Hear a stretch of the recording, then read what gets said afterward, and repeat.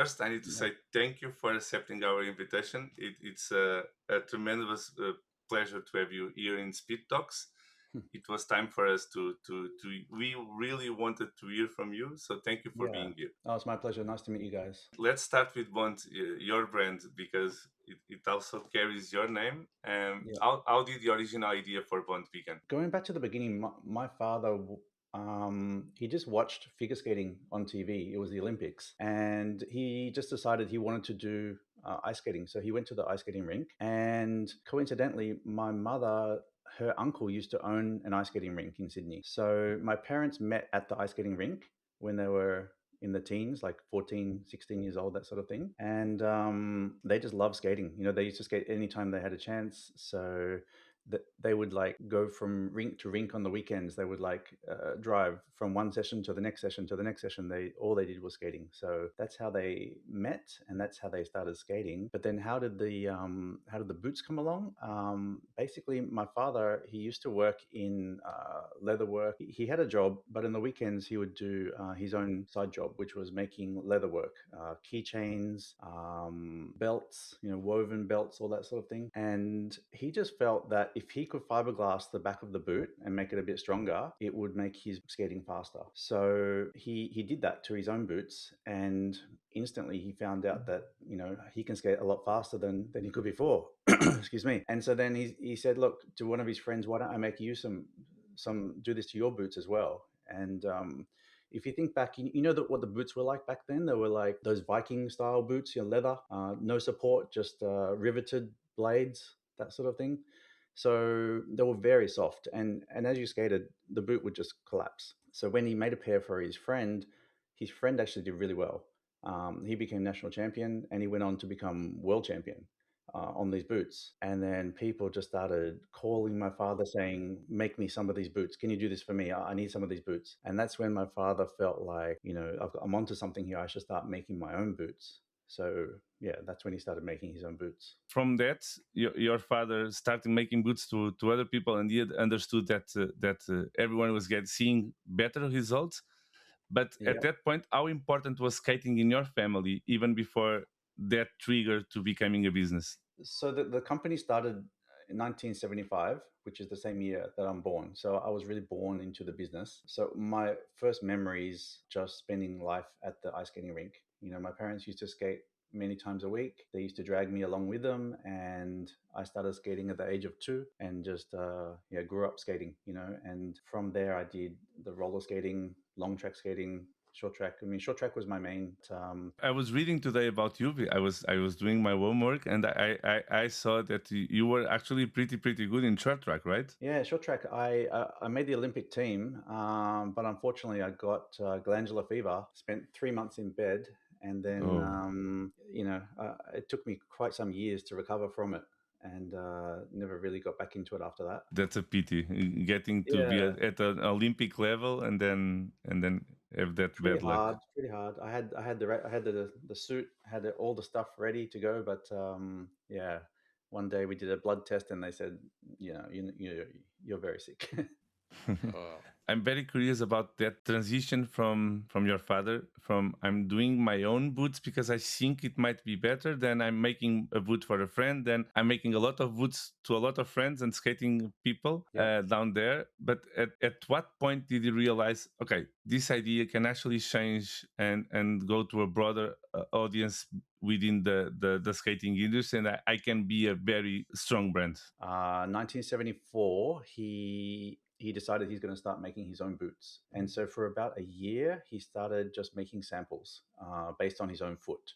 So he would the first time he actually put plastic on his foot and fiberglass the bottom of his foot and burnt his foot quite badly, which he kind of finds very funny. But he built sample after sample after sample, and because you know these days, if you want to start making an inline skate, you can look at our skate and say, okay, that's how you make it. But back in the day, there was no guide. There was, you know, he's the pioneer, so he had to come up with the shape of the carbon.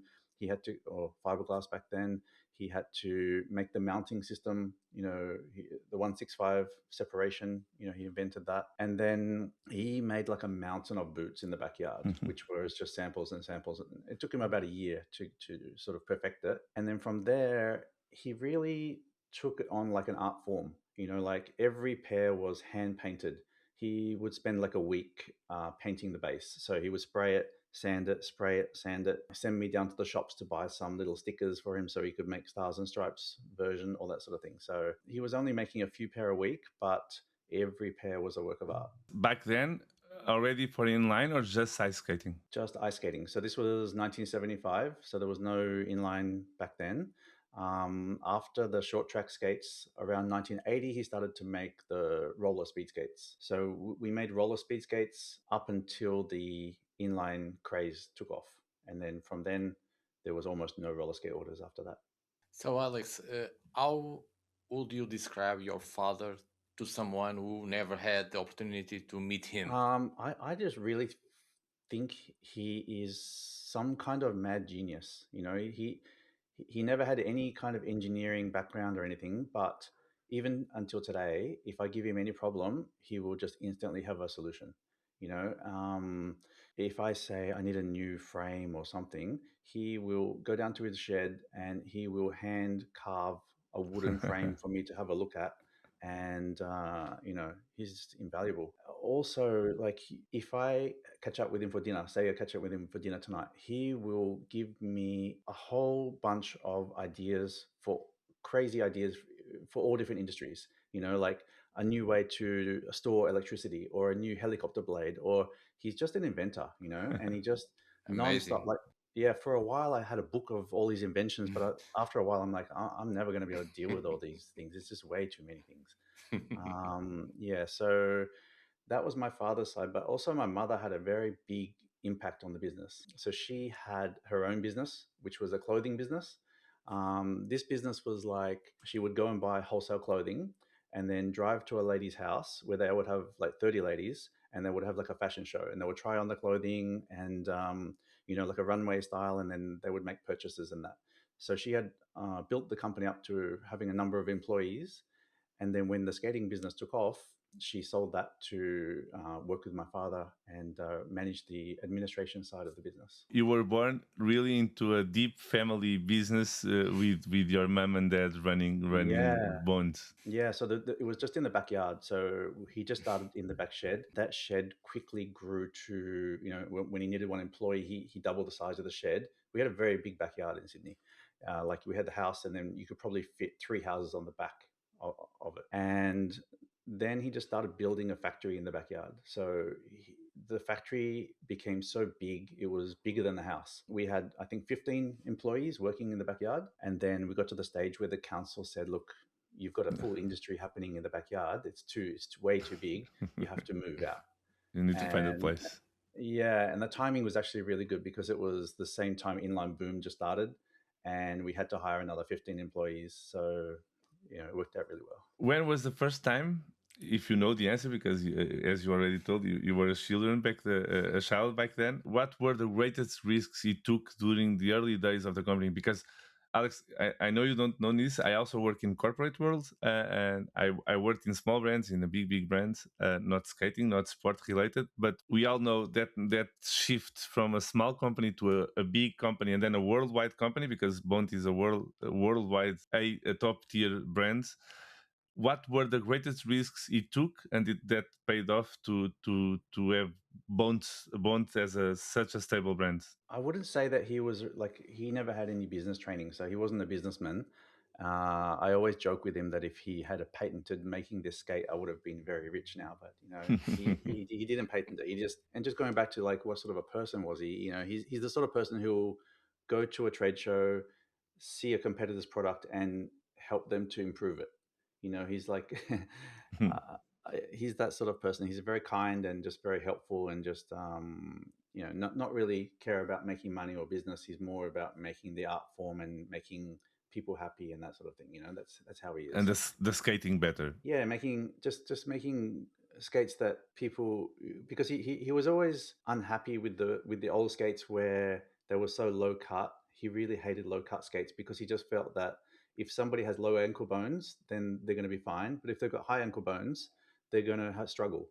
and then they're going to go skating, not enjoy it, and then not come back. So he always wanted to make a skate that would make people want to come back to skating and skate more. No, yeah. So he didn't really think of any risks himself. I mean, he didn't take many risks. He just slowly grew as the orders came in. More orders came in. Okay, add more people. It wasn't any kind of sort of business planning like that. And then when his skate became so fast, the skaters were actually hitting their boots on the ice because now they're faster, and because they're riveted on, you can't just move the blade. So he needed to invent the removable blade. And then he talked to his friend. You may know Dennis Pennington By Blades. name. I'm not sure if you know. So that was his friend in Sydney. He explained to him, look, he needs blades made, and Dennis was working in the metal industry. So that's where Pennington Blades started to come from, and they paired with our Oh, boots nice. perfectly. Cool story. Yeah, and then so that's why we got the 165 mounting, was because it's from short track. It was a perfect size. And then when the bigger wheels came along, we had to increase change it to to 195. Yeah. 195. Yeah. Now going because I have some technical questions that I want your expertise, and I also want everyone listening to this podcast. Most of them will. I'm betting they already use Bont products. The ones that don't use, I want them to at least think they should be using Bont products after this episode. But before that, I want to talk a little bit about you. You were born in the middle of this starting of a business with your dad. Now I understand, trying to make everyone skating better and finding solutions for the problems that back then we were having as a sport. Then you skated yourself. So I'm guessing that the workshop and the business was already a natural part of your family life. So probably the age of 12, I started helping my parents by cutting the liner for the boot.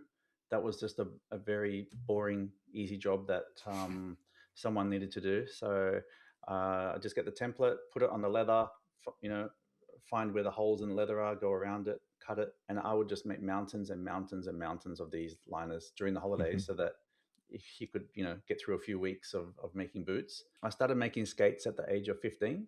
So yeah, the age of 15, I started making boots every weekend or even after school and holidays. But I really didn't enjoy that job. Standing up all day for 8 hours because you have to stand up and you're over the bench. I just felt like I couldn't train after that. I was too tired, and Of all I course. wanted to do was train.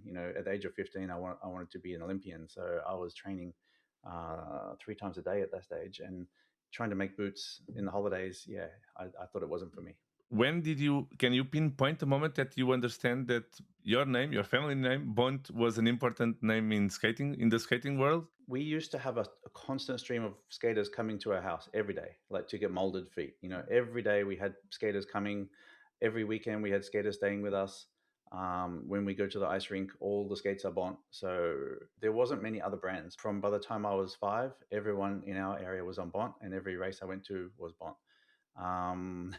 So it didn't really feel like there was any other brand back then. It was just us. Did you always expect to become involved in the company, or you thought, no, I'm helping now because I'm a skater, I will follow my own career after this? Or no, I want to be part of the family business? When it was just making skates and it was quite small, I didn't feel like I'm going to be part of that.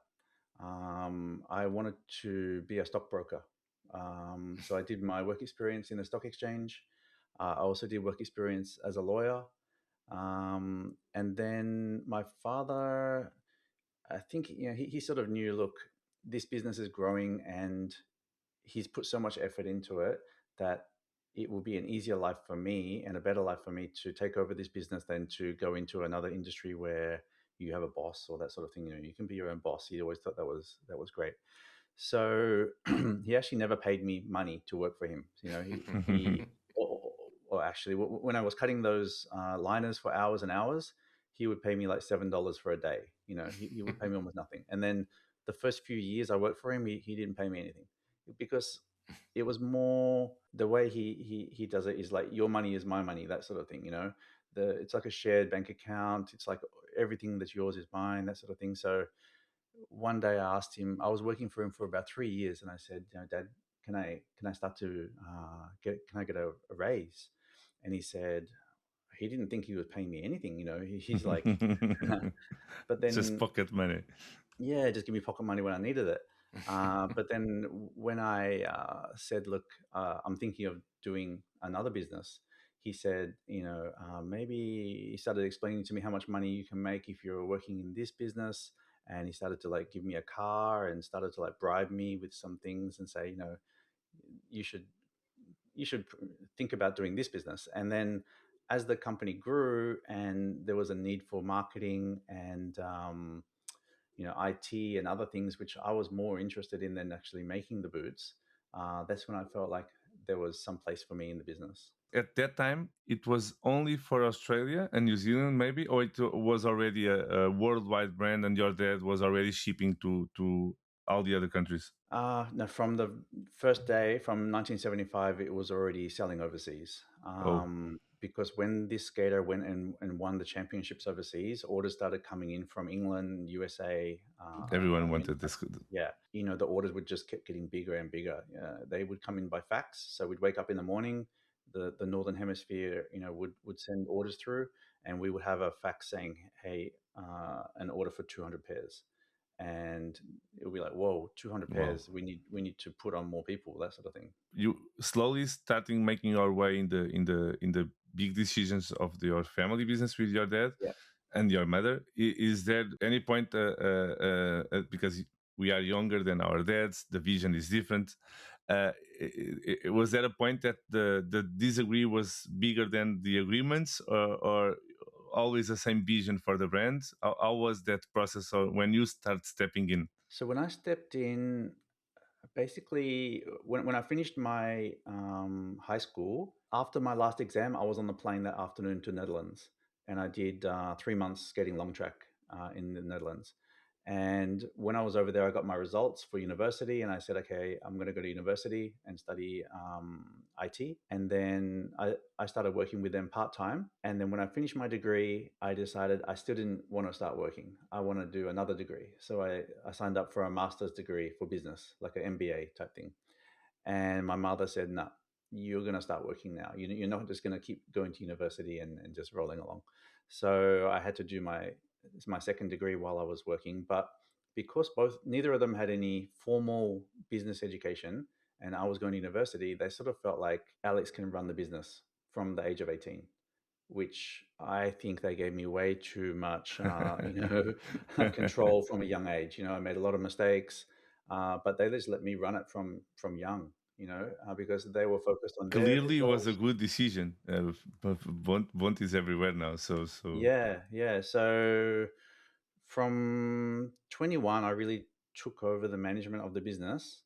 And if you look back at some of the old advertising and stuff, you'd see some horror things and some products that were not great. But at that stage, we had 3 models: Sharky, Hustler, and one other, which we hadn't changed for 15 years.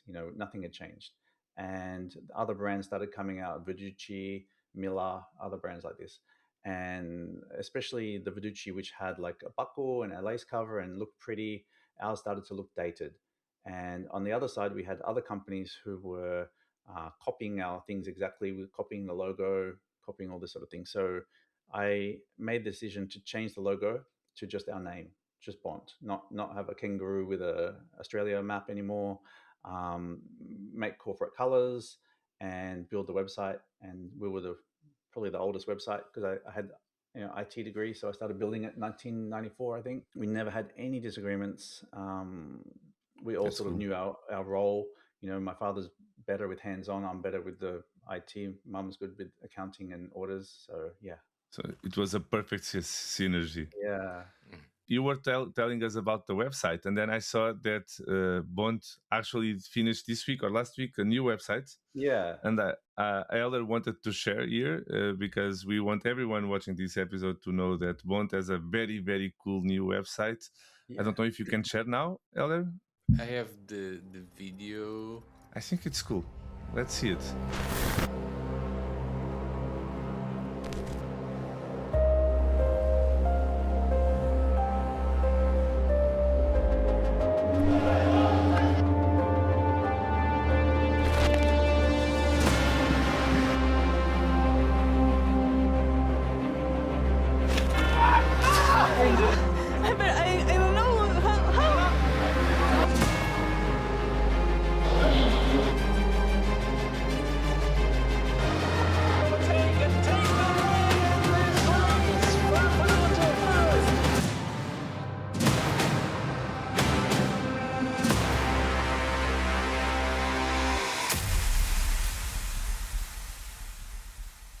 this is a cool video to act as a teaser for the new website. But I was in your new website today, and it actually feels very modern and a cool place to be. There it is. You won't find that many products yet. We've just set up a new distribution in Europe. So in Europe, the products will only start to come online as they arrive in the new warehouse. So yeah, you can see these products will be available, but there'll be some more that will be arriving soon. Yeah, sorry, we want to use this platform to also make some advertisement, fair advertising for your website and everything that is Bont related. Mm-hmm. And I have another question for you, Alex. After the early stages of invention, first with the fiber, then with carbon, how important? This is a question I always wanted to know. How important is the feedback from the skaters? Because you were a skater, so you know what kind of support you wanted when you were skating. And then I never did ice skating myself, so I don't actually know if it's 100% transferable from ice to inline in terms of boots and weight support, if it's the same. That's something I would like to know in terms of boot production, if you can keep the same structure points between boots. And second is, how important is the feedback from the actual skaters, the top skaters that are representing Bont colors, on the innovations and changing on the portfolio? Yeah, all the boots are very different, from short track, long track, inline, roller skates. Even within the discipline of like roller skating, we have roller skate dance boots, we have roller skate speed boots, we have roller skate. The different boots have a different construction based on what the skaters want. Yeah, a lot of that comes from our professional teams. It also comes from our distributors, who will talk to the people and give us feedback. And it changes also from country to country. So, you know, sometimes if a country has a very hot weather, we will build the boot for their country with more ventilation. Some countries skate on very rough roads. We'll put a different inner sole in for those countries. So it can get tailored down to the country, not just the sport. But we spend a lot of time on resin development. Something that you may not see in the boot, but our boots heat mold at very low temperatures, and also the placement of the carbon for each sport. So an entry level boot will have a different layout from a high end boot, different padding, all that sort of thing. So yeah, it changes a lot depending on what is the purpose of that model and where it's going to go to. So I need to tell you a little bit of my personal story. When I still was a skater, a very decent one. Then I stopped skating and I said I don't want to have nothing to do with skates. So I was out of our sport for I think 7 years. Then I came back and I said, no, now it's time. I want to have fun. I want to go to Berlin, 24-hour Le Mans. I want to do a lot of races I didn't do back then. And I bought myself a pair of entry-level Bont Jet. I think the model was Jet. For a couple of years. Then I upgraded to Vapor, and I was completely lost because I saw a couple of YouTube videos, and okay, I can put my boots on the oven. I can actually do some kind of eating, and then I did it. I was lost on the process, but actually it improved a lot my level of comfort. So I need to ask you a couple of questions for the people that are not specialized on our sport. Is every boot is every boot non-moldable, available to go to the oven and to do some kind of heat adjustments? So for the past 30 years, we made all of our entry level boots with the thermoplastic inside. So between the layers of carbon and fiberglass, there will be plastic, which is moldable, similar to what you would get if you break your arm or that sort of thing. They put it on your arm, that sort of thing. That makes the boot very moldable, but it also makes it a little bit heavier and a little bit thicker. And a lot of the skaters want a boot that looks slim, and many skaters will go for a boot that looks good over a boot that is functional, and that's sort of the opposite of our company's ideal. We always go over function over looks. That's my father's philosophy. But you get to the point where maybe somebody doesn't want to buy it because it doesn't look good. So a lot of our more modern boots, we've got rid of the thermoplastic. So it's only moldable from the resin, not from the plastic. So the Jet is still moldable from thermoplastic, but the new boot that replaces it is the Eclipse is not. It's only moldable from the resin. But to counteract that, we have worked for a year on a new last. The last is the plastic foot that we build the boot around. And what we're trying to do is try to give you more of a custom fit that you don't need to heat mold as much so that you can not have to need the thermoplastic and no need for heat molding. How does a company, in this case Bont, after 51 years, so 51 years, how do you remain, like you are saying, the new wood, the new product? Do you remain in such innovating with such an innovation after decades of developing performance products in three different sports? Let's say four. It's inline, quad skating, speed, ice skating, and cycling. Yeah. How do you remain? What's the secret to keep in the edge of the sport?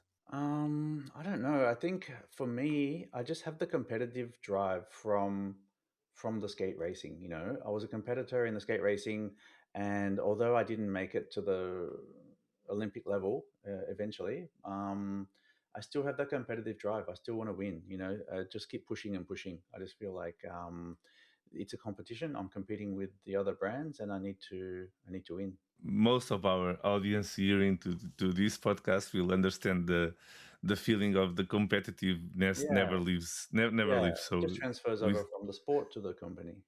one last question about the manufacturing inside of or not manufacturing, about the creation process. Do everyone that works for you, your designers or engineers, they have total freedom to experiment, or they have a guideline from you and the skaters and the distributors, like you were saying, and this is the path? What's the process? Because let me tell you something. So I worked in a luxury brand, and I've been in the factory many times. I worked in Bang& Olufsen, audio brand. I Hmm. don't want to do any advertisement, but when I was to the factory for the first time in Denmark, they told me, no, we do this the difference. So the designers do the product, then we need to do the technology that fits the design. Right. When I work at Bose, another Yeah. audio brand, they told us, no, technology first, and then the Yeah. design needs to follow. So what's the main guideline that guides Bont in a new product? Yeah. So in our company, I do almost all of the designing myself. So either myself or my father still does all of the basic design, 80% of the product. And then from there, it will go to the engineer to check the structures and that sort of thing. And then finally, we'll go to the designer to make it look pretty. So if, yeah, that's the way that we do it. It's all most of it just comes from us. We don't have a team of engineers or designers. We have a lot of outsourcing for that sort of thing. So depending on which, we have a whole bunch of design teams and engineering teams which we outsource, which are specialized in different things. And depending on the project, we will then send it to that company to engineer the hub for the for the wheel, or a different one who may specialize in frames, that sort of thing. So because we've worked with these companies for so long, we've got all of the tolerances all set up in there. So if I design a new frame, it's very easy. These are our minimums that we have to achieve. These are the torsional structure of the frame that we have to, is a baseline. We can't be less than this, all that sort of stuff. So everything is quite, There's a lot of synergies already with your partners. yeah, because we work with them for so long. Things move smoothly, quickly, easily, and like you will never really see any problems with our products. You don't see broken frames. You don't see, um, the mounting pulling out of the boot, because we've we've done it for so long. It's all engineered really well. In terms of when you are developing a new product, this new product, I know that your father has the ideas, but you do some research in the market. You receive requests from people. How you make all these things happening and consider it in terms of a new I product? think the first thing is, what is the trend in the market? Because there are often a lot of trends. Sometimes the boots go higher, sometimes they go lower, sometimes they want stiffer boots. So at the moment, we'll be putting like torsion bars in the boots. There's some trend for that. So we want to be on trend. We add them as well. Colors, I mean, in general, the colors are fairly, it really goes by region. Europeans tend to like more muted colors, blacks, whites, that sort of thing. Chinese and Indians love bright colors, gold, red, that sort of thing. So we'll tend to have a model which has, a range of colors for different markets and that sort of thing. Yeah, nothing. It's basically starts with feedback, what we want to do next, and then we look at the materials, and then we start to make samples. If you can describe to all of us hearing, what's the different stages between you or your father or anyone or a request? This is the product I want. This is the new boot I want for ice skating, and all the stages between that moment and releasing the product. And at what stage do you have skaters involved saying we need to test this? We need to test if this works. With the boots, there's not that much to test anymore because we've done it for so long. We just know if we're going to add another piece of carbon here, it's going to add this much stiffness or that sort of thing. So if the skater says, I want them a little bit stiffer, that sort of stuff is like really easy. It's more the other products like the wheels or frames that need more development because it's a newer product. Like for example, our carbon fiber frame, that was a really big project for us because supercell frame, we sort of missed the start of the carbon frame market because we were so heavily involved with cycling shoes at that time, and so we came to the market a little bit later, but we knew that we could make something that was better than what was already out there. And the new frame, I think it's 91 grams. It's just crazy light piece of kit, and the quality is something you would get from the bike brands. You could, if you put a Cervelo logo on it, you would say yes, that's a Cervelo quality, and that's what we're after. And we're making all that inside our own factory, in our factory. So I'm really proud of that one. And that one, we started with something really, really strong, and so we sent it out, and we didn't.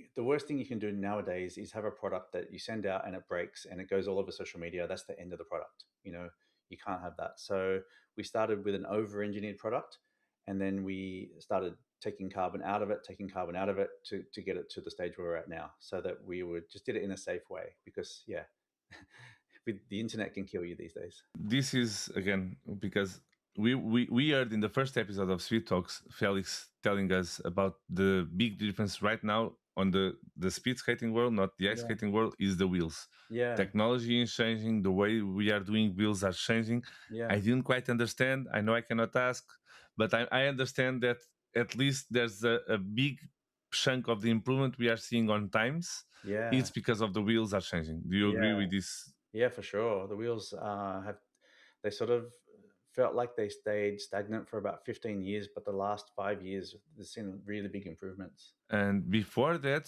it was that massive shift from glass fiber to carbon fiber, and the Bont was a big part, if not the first one. I think it was the first one, right? To do to do the carbon. How difficult it is to convince the market to accept new materials or new construction methods or a new frame on the ice speed skating.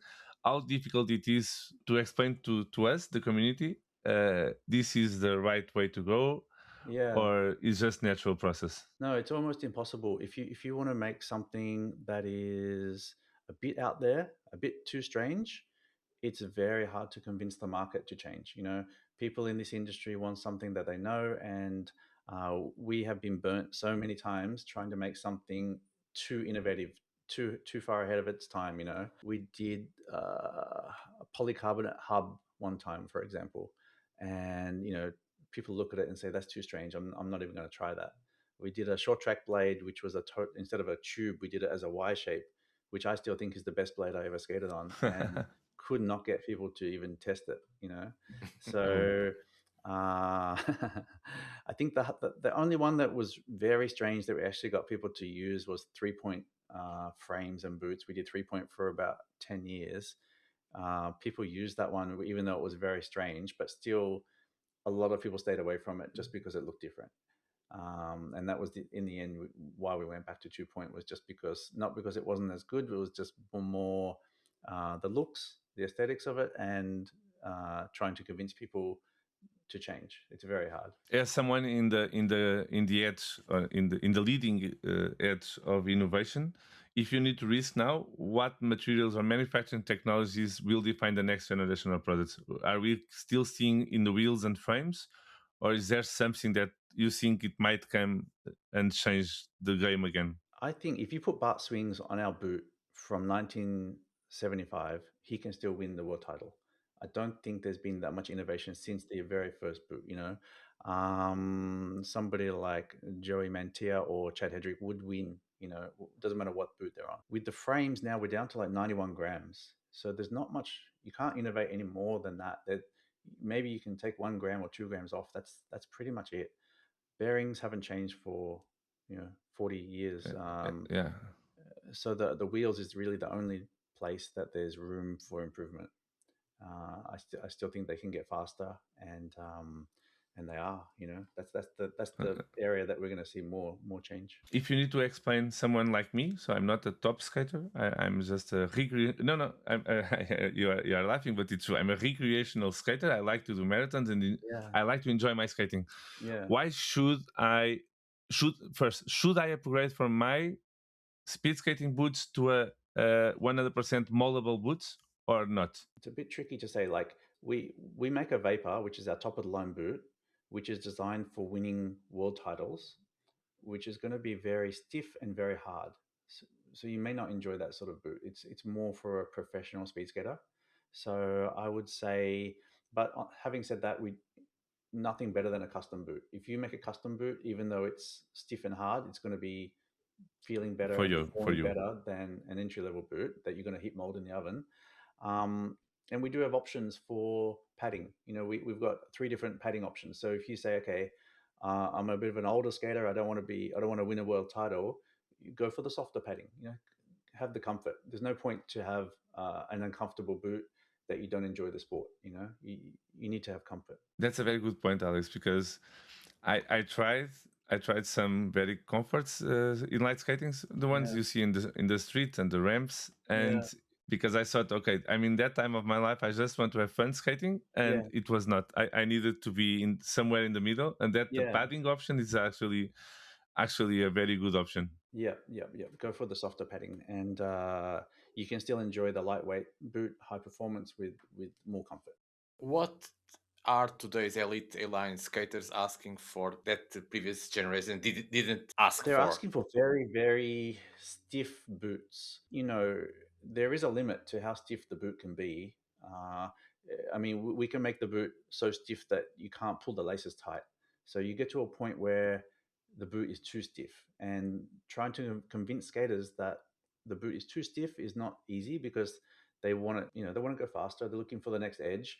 But yeah, if we sometimes even add one more piece of carbon, it's actually looser because you can't pull the laces tight. The other thing that really kills me is just people who want to have a low cut boot. They see, especially like these Italian skaters in these low cut boots, and they say, I want that, but they have a high ankle bone, so they need a high cut boot. When you see them in a low cut boot, and they push, and you see the ankle bending and they're losing power, that kills me. That's just like you're doing all this training and you're losing your power because you just want to look cool.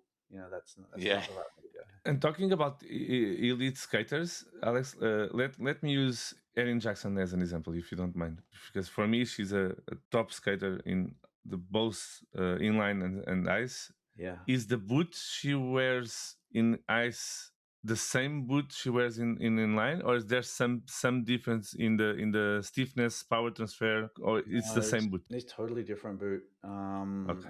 Yeah, it's different construction, different boot. Cool. So that was one of my biggest questions. If the same skater wanted the same boot, or because different way of skating means completely different. Yeah, especially boot. Having the clap blade and everything. It's all different. For every sport that we make, the boot is a very different layup. And, there are some bones in the boot in your foot that you really don't want to put pressure on. So, you need to be avoiding those bones with carbon. For roller skating at the moment, we're developing a new boot, which has, uh, the difference in carbon is different on the outside to the inside because they want to lean over more in the corner, but they, all this kind of thing. So each boot has its own layup, and the direction of the carbon is very important because you get stiffness in one direction compared to the other direction, because we use a lot of unidirectional carbon inside the boot. So the carbon only goes in one direction, and we will lay it in the direction of where the force is applied. It makes sense to take the forces there. Yeah. And now about inline skating, because what I see from, like, last week we had the Europe Championship here in Europe. What I saw was everyone changing from the 4 110s frames to 3 125 for the marathon, but with the same boot. Does it make sense to have a dedicated boot just for the marathon? No, I don't think so. I think just get used to what your boot and just use your boot. But I would say, in general, all inline boots are probably a centimeter too low, and we make them low because that's what people want. But I would They prefer should to be see higher. them skating a little bit higher boot. Yeah. And the higher off the ground you go, the more support you need in the ankle. Back to the elite skaters. Normally, when you put some new products, these new products are first tested by these elite skaters, Yeah. or normally you test only with some people that you do the research, but or they have direct access to this first hand. Yeah, I mean, there are people, like Kalen Dobbin, the Dobbin brothers, they're very good at giving wheel feedback. Back in the day, you'd always go to them to see what feedback is good or bad. But nowadays we've got our own team around the world who give Right. us feedback based on the conditions that they're skating in. So some people will be skating bank track, some indoor in America, some road skating in Taiwan, for example. So we will probably send it to, at the moment, our team in France to get the first initial testing, to get through. If we send them 6 different samples, they can get it down to 2, and then we might make those 2 and send those 2 to USA and to Taiwan. So instead of sending 6 and 6 and 6 and that sort of thing. Yeah, so that's how we do it at the moment. But you need to have people who can give you good feedback. It's very important. You can't. Some people are just not good at feedback. They can wear anything. Some people can skate anything, and some people can't tell the difference between one boot and the other. They don't care. But yeah, so we need. I would say in general, if you can make the Koreans happy, you can make anyone happy. They're the pickiest people on earth. Yeah, and my Great. wife's Korean, so so you know how picky they are, right? So Not with boots, but yes, we do. So thank you for this. And Alex, being the main and the first business was ice skating. yeah. And do you feel the difference as a brand? We are asking almost all the guests so far, Alex, is Yeah. but shape the question. So for the other guests, we are asking what are we still missing on inline to be an Olympic sport, or at least an Olympic marathon. To you, I want to ask different. As a brand, do you see the difference of working with an Olympic sport and a non-Olympic sport in terms of rentability, in terms of profits, in terms of visibility when you do a marketing action? Is there a difference for you? You know how we started getting into the cycling business. We're very successful in cycling, and working with the cycling companies is just a different league in professionalism. The cycling business is very professional. You can tell, whereas the skating industry is still very amateur. From it wasn't too long ago we had like athletes sitting in on races.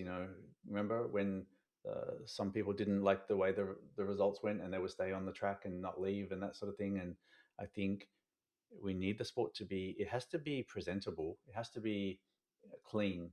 It can't be pushing and shoving, and it has to be the level of short track. Short track level. You don't see fighting. You don't see pushing. I think we need It is to. what it is. Yeah, we probably need to adapt the short track rules for inline to make it Olympic standards. And in terms of being on that side of a brand, do you see more money coming from, or more opportunities coming from ice than from inline, because ice is Olympic, or no? No, the ice is just too small. It's just very, very small sport. With, I mean, anytime you have a sport that has too many manufacturers, it's very difficult for any of them to make enough profit to promote the sport. Of course. So, whenever we have a market where we're dominant and we're making a good profit, we can keep pumping money back into the sport, having events. But when you have too many competitors, which you have in a lot of markets these days, um, everybody seems to get skates and wheels for free, all the top skaters, and then nobody makes any money, and it's very hard to put money back into the sport. And the truth is, you are becoming massive in the cycling world now, right? At least for as an outsider. Yeah. Can I tell you a personal story? So I Yeah, but I wanted need to tell you a that I need to tell you something first. We sold the business. Maybe you didn't hear. We sold the cycling no. business. Yeah. Oh no, I knew you had a different CEO for the cycling business. I didn't Uh-huh. knew it was out of Bont, and Yeah. cool to know. So let's move on. I just wanted to tell you that I bought an amazing road bike for myself, Okay. and the shop gifted me, and they told me this is the best boots you can have, and it was a Bont Oh, shoes, and I good. Yeah. didn't even know that Bont back then had cycling shoes. So now I have Yeah. an amazing cycling shoes at home. Yeah. So Yeah. we tried to make the cycling shoes when we were in Sydney, and that was 20 plus years ago. And the cost of making anything in Australia is just insane. So we had the cycling shoe ready. We tested them on a lot of cyclists. Everybody loved them, but we just couldn't produce them in Australia because the price would be $900, $1,000 a pair, and no one's going to pay that for cycling shoes. So one of the big reasons we moved the factory to China was so that we could start making the cycling shoes at an affordable price. And yeah, we won 16 Olympic gold medals in the first two Olympics with the Wow. shoes. The company grew like crazy. We had 350 employees back then. It was just, we were just making so many cycling shoes. And I think that's where you would have seen us disappear a little bit from the skating scene. Um, some of our distributors left us. I mean, like some of them passed away and we just didn't replace them or that sort of thing because we're just so busy with the cycling. And then it just got overwhelmingly big. It just got too big, and I wasn't enjoying what I was doing. I was just doing accounting all day, looking at sales figures and all that sort of stuff, and I wasn't enjoying it. So I decided to sell it and just go back to skating, which is what I enjoy. Yeah. Alex, about skating and is it you that picked the Bond World Team for both sports for or the sponsored skaters for ice, or you lay down to the regional distributors to make their choices? What's the process to pick an Eric Mm. Jackson, or we had a Portuguese that Diogo Marreiros that was racing from with Bond suit for many years. Mm. What's that process? No, I don't. I don't pick any of them because I'm not in their region. So usually, for example, at the moment we have Gwendol. He's running our European team. He chooses all the skaters for Europe. So Debbie Rice in USA, she will pick our USA team, and then all of the distributors will pick their own local regional team.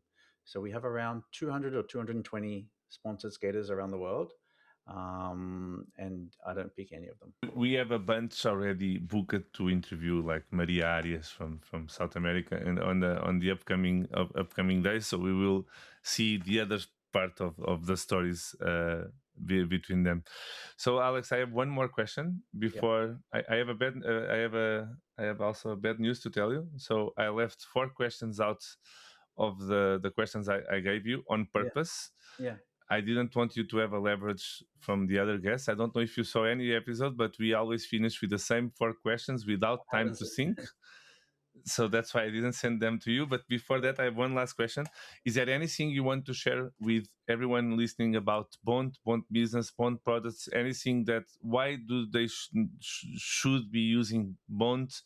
This is your moment. Please, it's a pleasure for us to have you here. So Mhm.